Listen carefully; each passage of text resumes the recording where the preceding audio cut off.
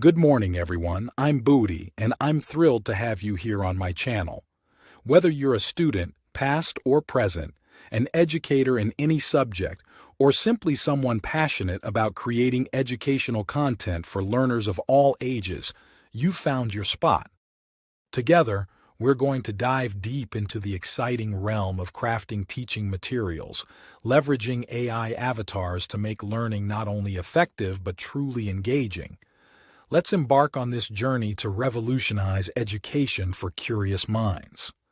Today's focus, a topic I can't wait to explore with you.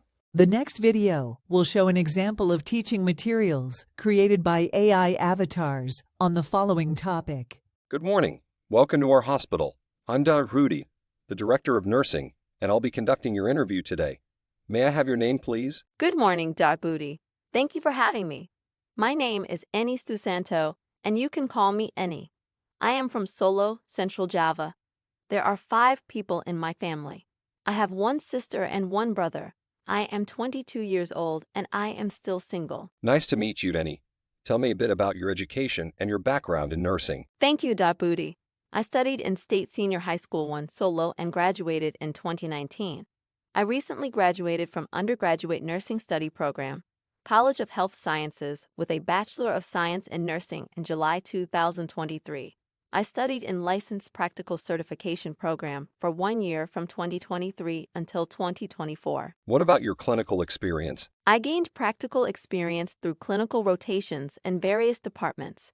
For example, in Medical Surgical Unit, I changed dressings, administered medications and IVs, and removed catheters, and assisted with insertion of various drains used post-surgically.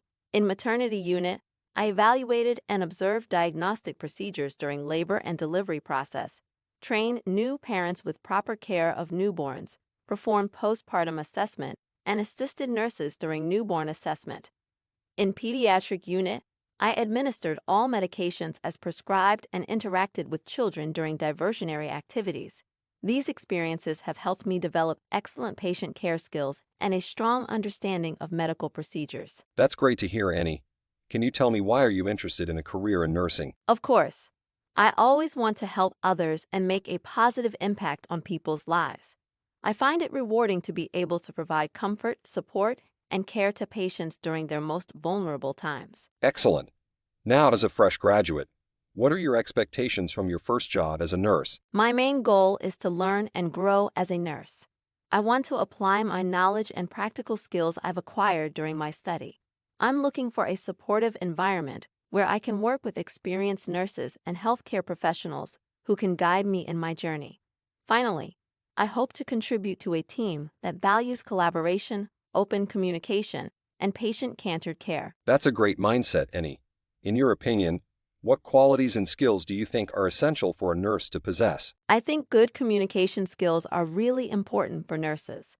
Additionally, strong critical thinking skills are important for assessing and addressing patients' needs in a timely manner. Lastly, they must be really caring and strong to handle the tough emotional and physical parts of the job. Great, Eni. Now, do you have any questions for me or anything else you'd like to add? Thank you, Dr. Booty. I do have one question. Could you please tell me more about the professional development opportunities available for nurses within this hospital? Absolutely. We are committed to the growth and development of our nurses. We offer continuous education programs, specialized training workshops, and opportunities for advancement within different departments. We also encourage our nurses to participate in conferences, seminars, and research projects. We believe in providing a supportive environment for our staff to expand their knowledge and skills. That sounds fantastic. Thanks for your time and the info, Dr. Booty. I'm excited to join your team and provide excellent care to the patients here. You're welcome, Eni. It was a pleasure speaking with you today. We will be in touch soon regarding the next steps of the hiring process. Thank you for your interest in our hospital, and best of luck with your career as a nurse. Thank you so much, Dr. Booty. I look forward to hearing from you. Have a great day. The next video will show an example of teaching materials created by AI avatars on the following topic. Good afternoon, everyone. Before we begin our presentation today, allow us to introduce ourselves. My name's Nancy and my friend is Stephen. We are the 6th semester students of undergraduate nursing study program. We are pleased to be here to discuss heart diseases. According to American Heart Association 2021, coronary artery disease, defined as a cardiovascular condition characterized by the narrowing or blockage of the coronary arteries, which are responsible for supplying oxygen-rich blood to the heart muscle. Now Stephen will talk about kinds of heart disease. Thanks, Nancy. There are 3 kinds of heart disease. Coronary artery disease is caused by narrowed or blocked heart arteries due to plaque buildup, leading to chest pain or heart attacks. The second is atherosclerosis caused by fatty deposits on artery walls, causing reduced blood flow and potential clot formation. The last is arrhythmia. It is caused by abnormal heart rhythms, potentially causing palpitations, dizziness, or serious complications. I am going to talk about the risk factors of heart disease. There are several risk factors of heart disease such as high blood pressure, hypertension, high cholesterol levels, smoking, diabetes, family history of heart disease, obesity and overweight, sedentary lifestyle or lack of physical activity, unhealthy diet, high in saturated fats, sugars, and salt, excessive alcohol consumption, stress and mental health factors, example, depression, anxiety. Now, my friend, Nancy, will continue the presentation. Thanks, Stephen. The next point is treatment of heart disease. The first is surgical procedures. Bypass surgery. Invasive procedure to bypass blocked arteries, but it carries risks like infection and blood clots. Stent installation involves placing a mesh tube to open narrowed arteries, with risks of blood clots or artery re-narrowing. Pacemaker implantation, minimally invasive procedure to regulate heart rhythms, but risks include infection and device-related complications. Angioplasty involves inflating a balloon to widen blocked arteries, but risks include vessel damage and re-narrowing. The second is medications. Statins, used to lower cholesterol levels, but can cause muscle pain and, rarely, liver damage. Aspirin, often used to prevent blood clots, but can increase bleeding risk and cause gastrointestinal issues. That's all about our presentation, and thank you for listening. The next video will show an example of teaching materials created by AI avatars on the following topic. Good morning, class. I'm Mr. Booty, and welcome to English for Medical Sciences. Today, you'll have the opportunity to watch 2 students present on understanding invasive and non-invasive radiological procedures. Please have your pens or pencils and a piece of paper ready to jot down important points. This presentation serves as a model for your learning, designed to boost your confidence in understanding and discussing these topics. Good afternoon, everyone. Before we begin our presentation today, allow us to introduce ourselves. My name is Rizma, and my friend is Farhan. We are the 5th semester students of Radiology Study Program, Widya Husada, University, Semarang. We are pleased to be here to discuss understanding invasive and non-invasive radiological procedures. There are 11 points we are going to discuss. I am going to talk about point 8 until 13, and my friend, Farhan, is going to talk about point 1 until 7. Okay. Thank you, Rizma. Now I am going to talk about the importance of radiological procedures. Firstly, non-invasive and invasive radiological procedures provide valuable insights into the human body. Secondly, they aid in early disease detection and improve patient outcomes. In our presentation, we'll explore the definition, types, purpose, advantages, and risks of these procedures.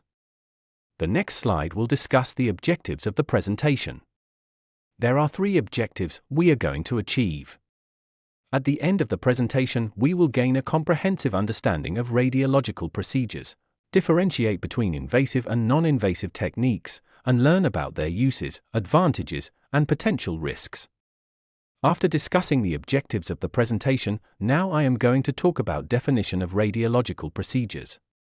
Do you know what radiology procedure are? Radiological procedures involve the use of medical imaging to visualize internal structures of the body. There are two radiological procedures. The first is invasive and the second is non-invasive procedures.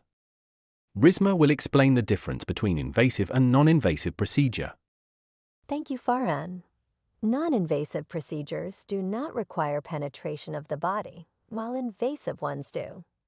The examples of non-invasive procedures are X-rays. This procedure uses ionizing radiation for imaging. The second is CT scans, for example. Detailed cross-sectional imaging. The third is MRI scans. Detailed images using magnetic fields. The last is ultrasound. Uses sound waves for imaging. After discussion, the purposes of radiological procedures. Now I am going to talk about the advantages of non-invasive procedures. There are several benefits of non-invasive techniques. Firstly, in terms of safety, non-invasive procedure is safer as they have a lower risk to patients, minimal discomfort as they have less pain and shorter recovery. They also have less risk of infection as there are no surgical incisions. Finally, they have a wider patient acceptance. There are several benefits of invasive techniques as they have good precision, for example, direct access to targeted areas.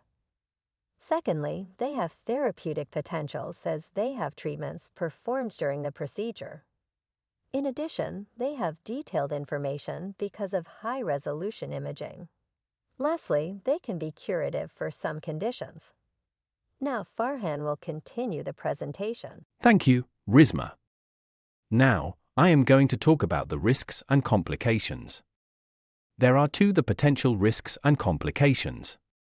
The first is infection, bleeding, allergic reactions, radiation exposure, etc. The second is the importance of informed consent as patients must understand potential risks. After discussing the risks and complications, I am going to discuss preparing for a radiological procedure. There are several steps patients should take before the procedure. The first is fasting for certain exams. They must discuss with healthcare provider. The second is clothing. Patients wear comfortable, loose-fitting attire. Lastly, they provide medical history, inform the radiology team.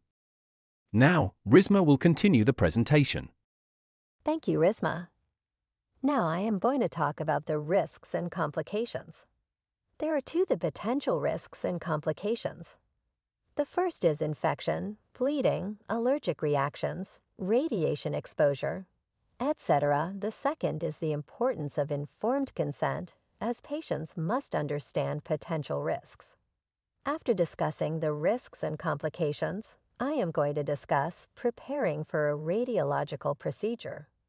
There are several steps patients should take before the procedure.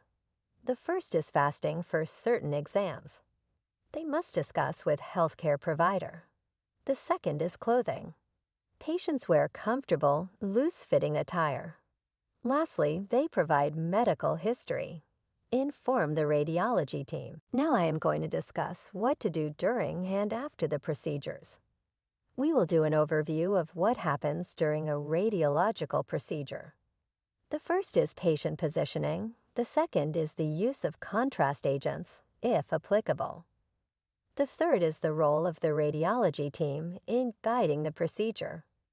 After the procedure, we must do post-procedure care and recovery, monitoring for immediate side effects, instructions for resuming normal activities, and follow-up appointments and results. In summary, understanding the differences between invasive and non-invasive radiological procedures is very important in addition to their significance in healthcare. Another key point is that the importance of informed decision-making regarding these procedures. That's all about our presentation today, and thank you for listening. For those of you interested in designing English teaching materials using AI platforms like AI avatars, I am available to provide training at your institutions. Enhance your educational tools and engage your students with the latest technology in language learning. Hello everyone. Thanks for watching. After watching this video, please take a moment to read the disclaimer.